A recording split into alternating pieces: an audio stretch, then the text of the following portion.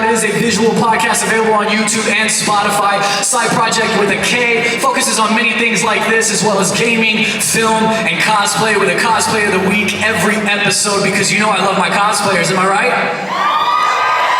That's right. I see. Oh, look at this. Stand up. I gotta do it. Stand up. Come on. Look at this Ryu cosplay. I interviewed her earlier today. Look at this. Yes, work it, girl.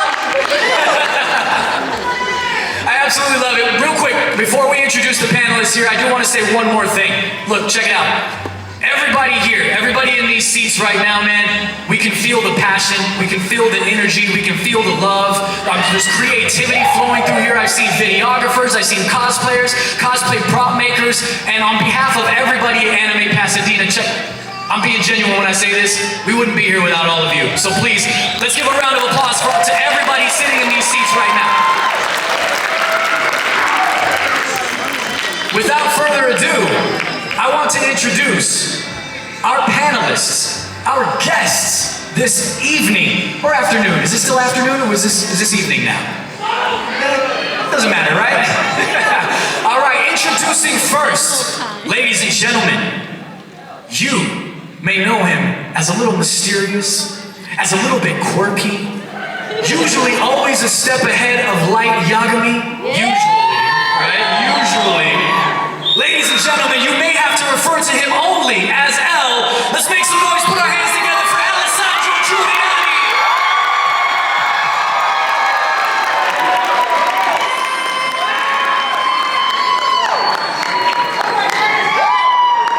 Yes, you are right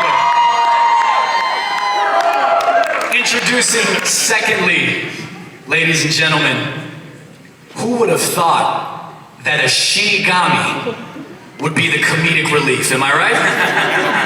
That one always cracked me up. He's definitely my favorite Shinigami. I'm sorry to all the Rem lovers out there, but he really is, you know? And no Death Note panelist proper without a Shinigami in the Earth realm. Ladies and gentlemen, please make some noise for the voice of Ryuk himself, Brian Drummond.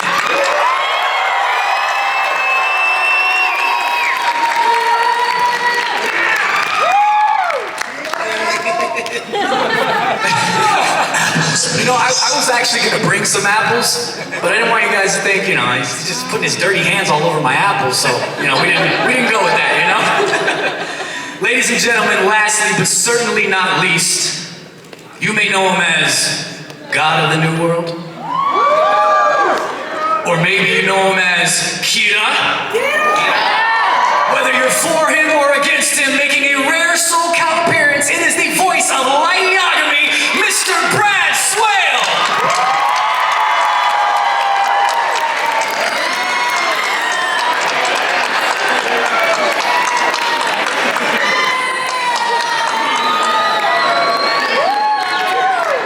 Come here. Yes! Hiya.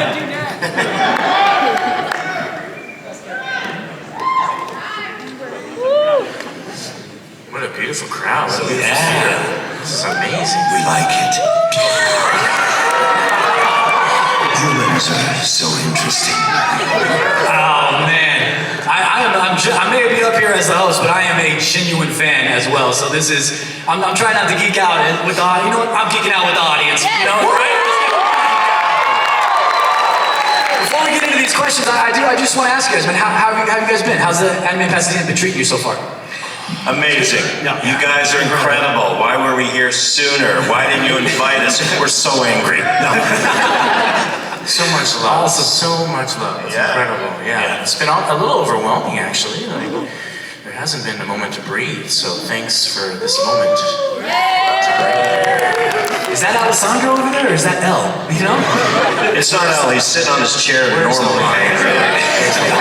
Wearing shoes. He's got shoes on. I love it, man. I love it. Well, let's get into these questions. I'm sure everybody wants to, you know, enough of hearing my voice. We want to hear these guys' voices. Am I right?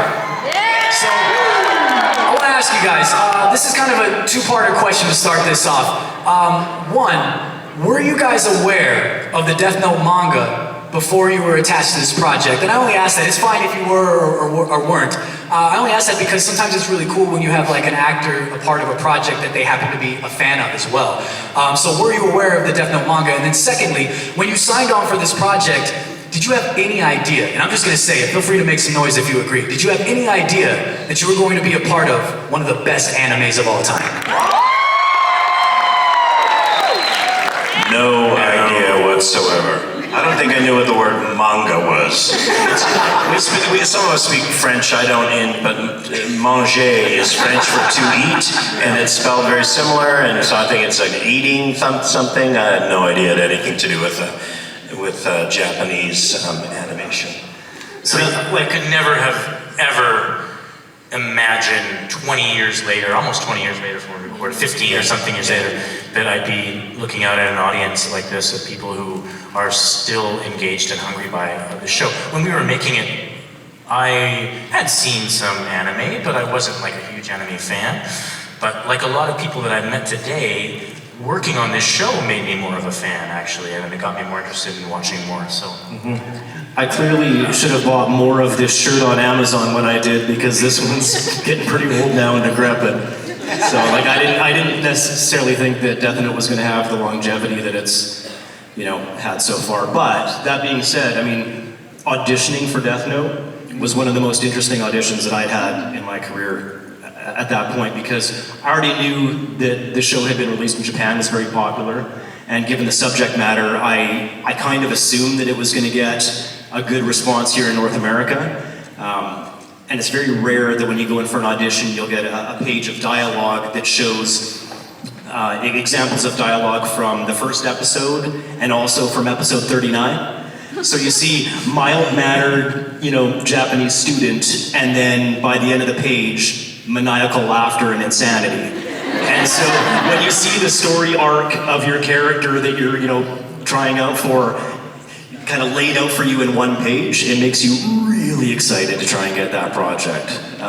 And so when I booked the role of Light, I was very happy. And seeing the response and exactly what you guys are saying, how this is a show that seems to kind of have a resurgence over and over again with these like various streaming devices and whatnot, very cool. And it couldn't happen to a better show, so awesome. This is a wild experience for us, but I didn't know much about this series. My experience previous to doing Death Note was of course Dragon Ball Z with Vegeta, which is very supernatural, fighting, screaming, and then this project came along, and I wasn't sent any material to read for Ryuk. I was sent Light's dad, a couple of the other police officers, some random characters, and I was looking at them going, oh, cool, this is an anime that's just looks like normal people. They're not superheroes or Saiyans, so it looked like I get to just kind of act and be regular, but I showed up at Ocean Studios, and that was the first time we were allowed to see the pictures. We were just given a character description. They don't send the pictures out, so you don't disseminate them online. And I showed up and the pictures were all up on the wall at Ocean Studios. So there's like, regular guy, regular guy, regular guy, regular guy. Oh, there's the cop that I might read. There's the other cop. That's what he looked like. Oh, they look kind of similar. And then I'm like, oh, who is that guy? And the first thing I thought was, as every actor does, how come I don't get to read for him? What? So I took my characters in, and then Carl, who directed the show, phenomenal anime director and director overall, voice director, I asked him, I said, Carl, I saw this creepy demon guy out there. Can I read that as well while I'm here? And he said, sure, I'll just give you the sides, take a couple of minutes to look at him. And he let me have a quick listen to the Japanese performer, and that was the one I wanted right away, and I forgot about the rest. And when I heard the Japanese laugh, that sort of sound right away, it gave me an idea of something to do, and all of a sudden, and that was what I got. I didn't get anybody else on the show, just that guy. I had the exact same experience, but it was the Misa character that I saw the picture of. Yeah, They said no. how come They said no. I was like, let me. They're like, no. Right, I guess I'll read for Light then. I love it, man. I love it. About when in the process did you guys realize that you were a part of something so special within the anime world? Or maybe not even just anime, because the story itself is it's so interesting, it's so compelling, suspenseful, it's mysterious, it draws you in. There's so many moments where I was taken aback, where I was like, no, Light, don't make that mistake, I could see it coming, and the three of you, amongst everyone else involved, you guys played your parts so perfectly. Am I right, you guys? Yeah! You guys guys contributed such an amazing experience for the audience and for the viewers. At what point in making this all come together did you realize that you definitely had something special? Never. Just now, when you said it. Now, we don't. I try to never think that about any show, because there's shows I love, and I think this show is gonna kill it. It's hilarious, no matter what it is. It's some new anime, and you do, or a prelay show. You do one season. Oh man, this is gonna get 10 seasons. One season, and it's gone. That was the funniest thing I ever worked on. It was so fun, and now I just go, you know what? I go in, give it my best, and whatever it is. If it gets a second season, great. If it moves on, if it gets a following, great. And I feel like I'm a terrible, my judgment's awful, because I never would have actually done this show and thought, this is going to be massive. I enjoyed it, but I didn't think it was going to be huge. I remember, like, thinking, oh, I would be into this show, like, watching it.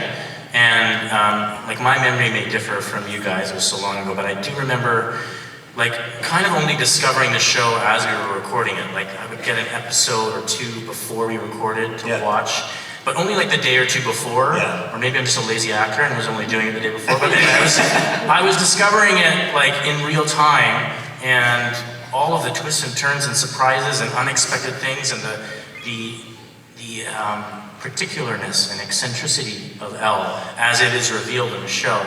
I was delighting in that, you know, the day before as I discovered it, and then going into the studio to record it, and it was usually just those first instincts that having, you know, just sort of seen it, that were coming out in the record. But in terms of like how, no, there was no way that could have known that it was special.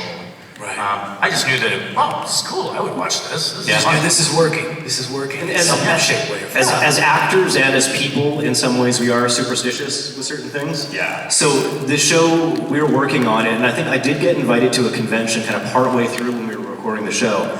And I sat down at a table, and, you know, people would bring things for me to autograph, and, you know, I was used to autographing Dragon Ball Z or Gundam or things like that, or, you know, X-Men stuff or whatever, and then somebody threw a Death Note in front of me. And I was like, that's amazing, ooh, oh.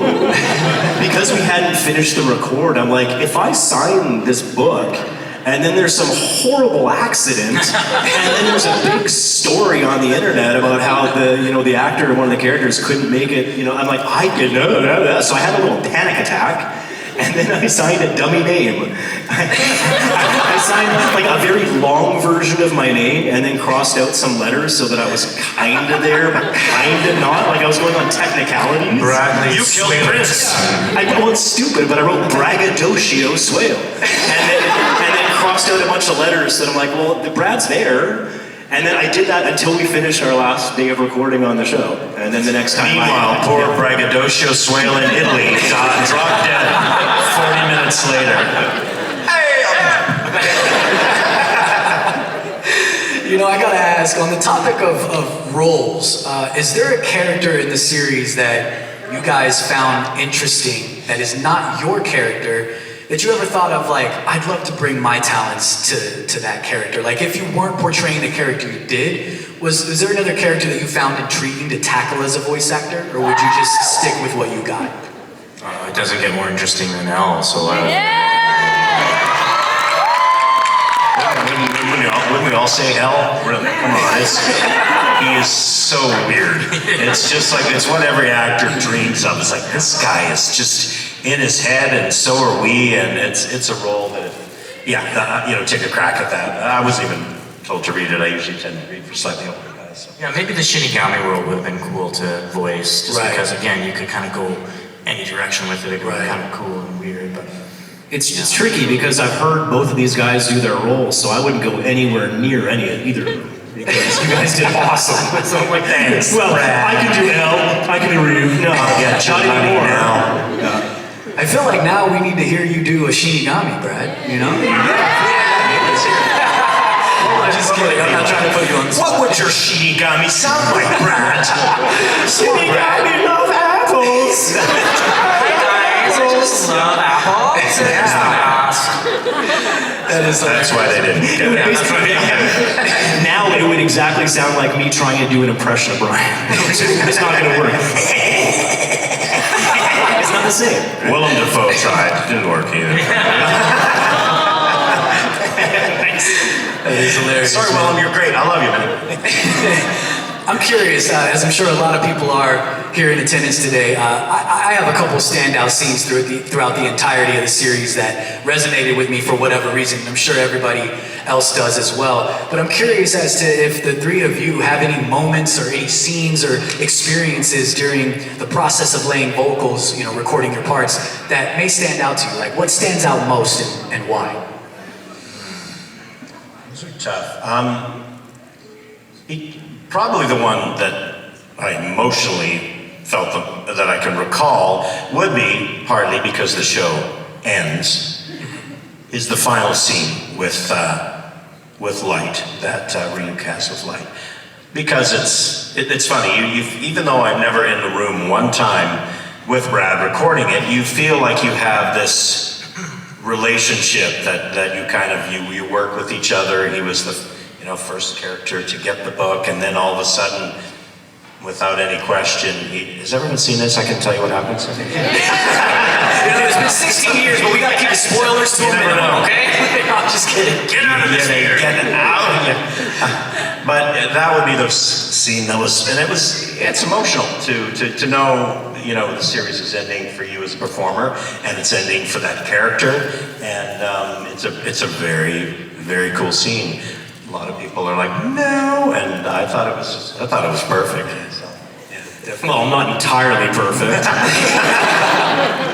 I do have my memory of recording the show. It's kind of interesting because it was gaining popularity as we were recording it, and so at the beginning, I didn't have a whole lot of resource material except what I could kind of dig up from around places, whatever. By the time we got to recording those last couple episodes you're talking about, I was terrified. Because I knew that there were certain scenes that were coming up that people were going to scrutinize my performance and compare it to the original Japanese actor, who's fantastic. And I didn't have a chance.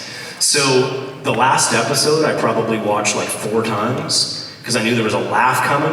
And then I went into studio, and here's where I kind of screwed myself, is I did the laugh, and they said, perfect, let's move on. And I was like, because I'd watched it so many times, right? I'm like, can I just try it again? They're like, yeah, okay. So I did it again.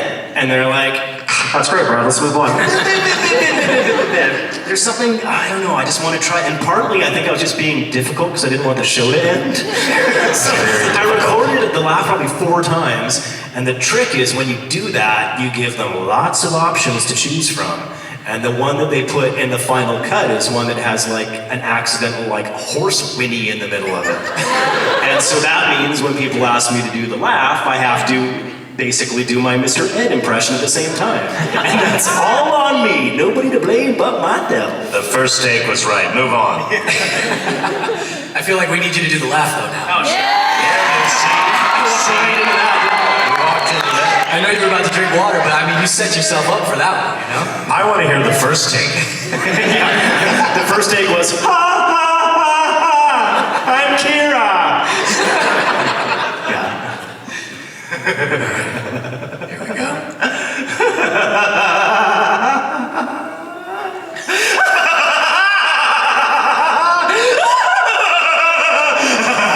Heard this right? That's right. I am Kira.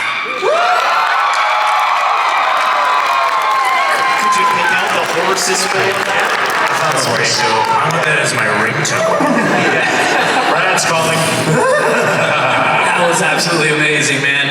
I gotta ask, since we're on like dialogue and recording and everything, I've always been really impressed with the writing of the show, the dialogue of the show, and I'm curious if there was any room for improvisation during recording. Like, were there any moments that you added your own little flair or like twist or maybe a candid moment that made the cut? Or was the script so solid you just took a step back and said, I'm just gonna bring what I do to the table? Like how did that work? I recall in most times, Carl is usually our director, pretty open to suggestions for changes. Most of the time they come about because something doesn't fit that well. And we're like, this line is not fitting with the flaps where the pause is, and it might be written exactly like it should be, but we have to mix up a line or change something a little bit just to make it fit properly. And then we're given a little bit more opportunity to, what about this? Can you say that, this, and we'll throw it on the way that it was written, and then usually there's an alt one, or no, we'll give them the alt that we came up with, we thought was better, but also give them what they wrote. And we usually make it a little terrible if we thought it wasn't going to fit anyhow, so they don't pick it. So when the engineers get to it, like, man, this one doesn't fit at all, we'll have to use the other one they did. But no, I don't think we went around trying to change dialogue. I don't recall that. It was tight. It was pretty tight, as I remember. Yeah. There was always room for a little bit of flavor, but yeah, they were great scripts. Well, yeah, no, it's true. It was one of the shows that was written very well and fit very well. But because I'd watched that last episode so many times, I was watching it with the script in my hand, and there were a few lines that I didn't think I could make it fit. Without sounding really forced, so I went in there that last session with notes.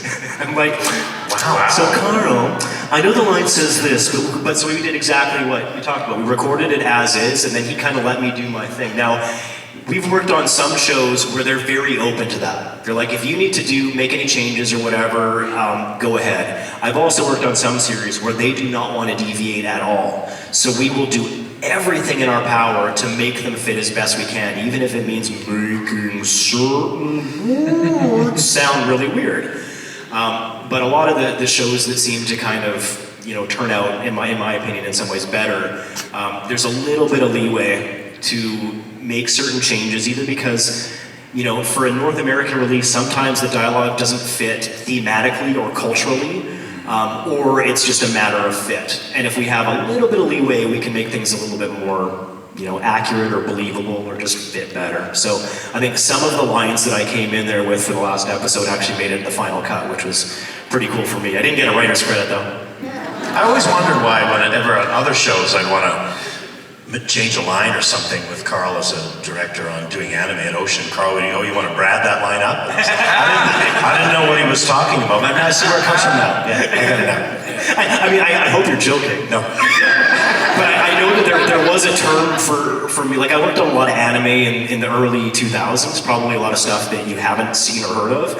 But there was like a name for a reaction, and it was probably Carl that started it, which was the swale reaction. Just swale it. And it's basically, like a typical anime reaction. It's a, huh?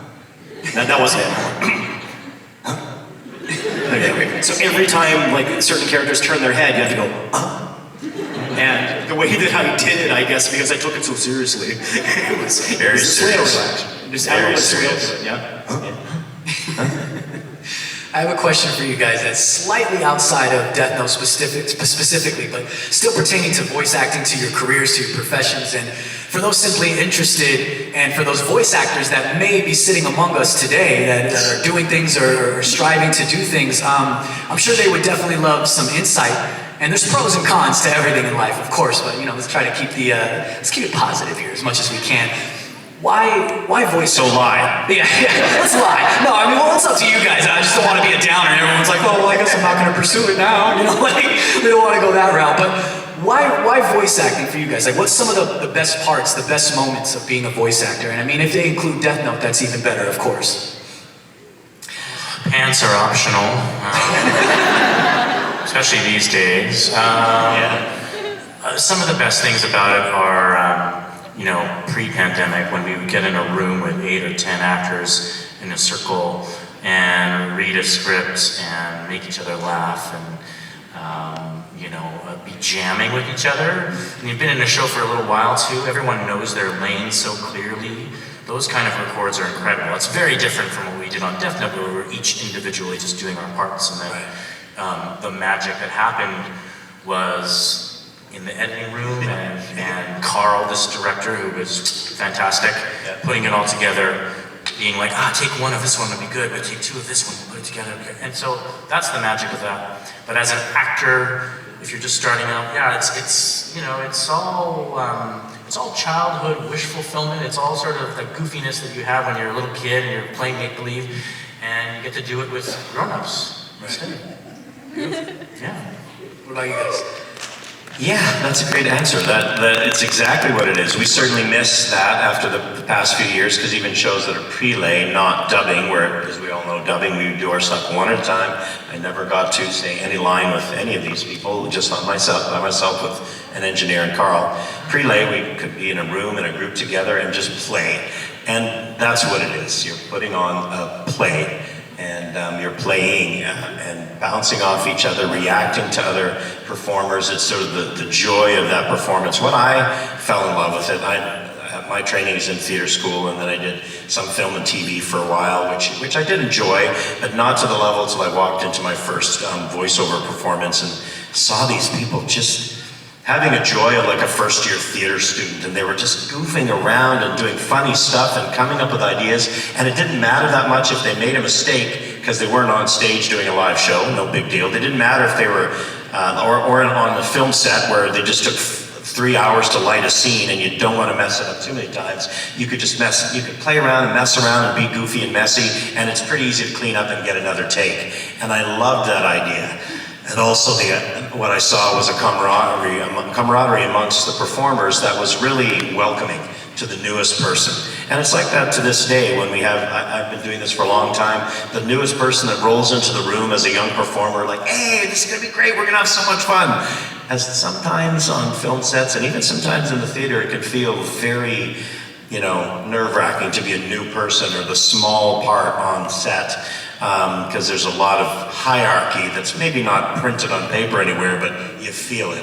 And but it's printed on paper. It's also, yeah, you're number 1, number 2, you're like 59 on the call sheet, so it's printed, but it's not like that in voiceover, and I love that aspect, that I felt like I could just be one of the team from the moment I walked in.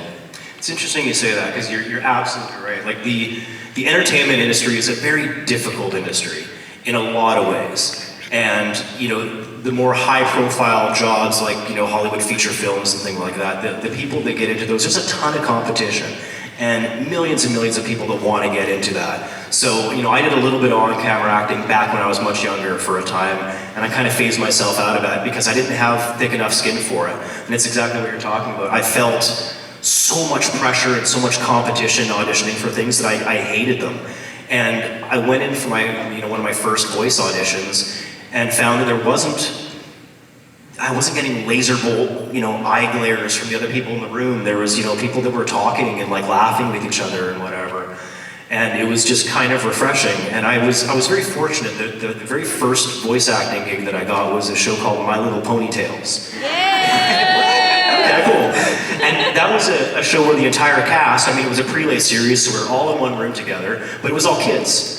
So it was all people in and around my age. It was mostly girls. There was only a couple of us boys in there. But I didn't know what to expect. We had a legendary director by the name of Wally Burr. And so, he basically directed everything that I watched as a kid, I guess, right? And then I got to work on this series. I'm like, that's amazing. And then I had a one-day record on another series called Double Dragon.